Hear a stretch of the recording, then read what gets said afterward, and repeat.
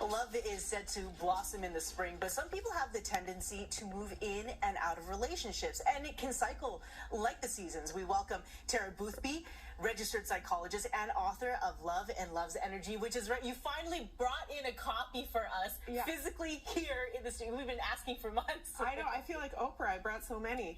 Thank you so much for that. So this moving in and out of relationships, what does that look like in our everyday lives? So it's really normal for us to move in and out of relationships. We're hardwired for relationships. So something happens emotionally and our attachment system is activated.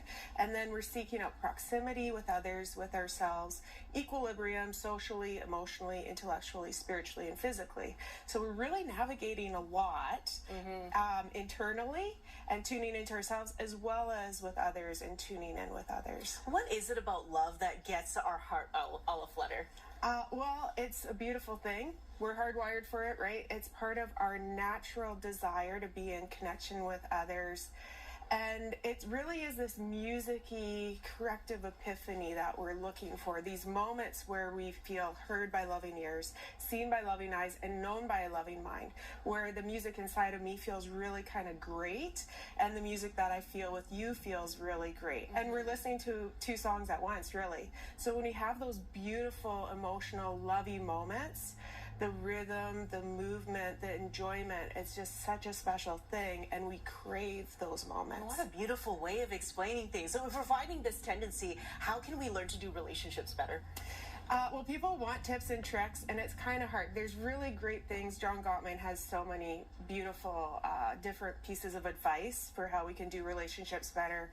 But it is more so about knowing that we are unique individuals, and there's no real right or wrong way to do relationships. Some relationships work really great for us and others don't. Sometimes we don't really feel great inside. So noticing the music and when we turn the volume up, so when we move into relationship and when we turn the music down and we want to move out of relationship. Now, some people respond differently to the same relationship, and they have different expectations as well. So how do you deal with that?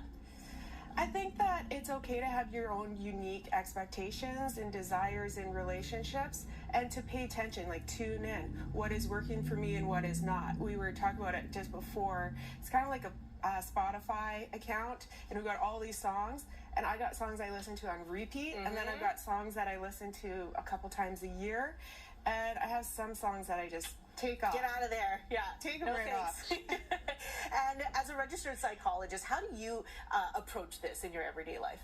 I think that it's interesting. I had all these thoughts of what I was going to share, and then when I was driving to CTV this morning, I really just went back to the book. And there's two examples, there's two metaphors I use in the book, and the one is really this idea of walking down a foreign street when you're walking or traveling, and you hear the resounding church bells.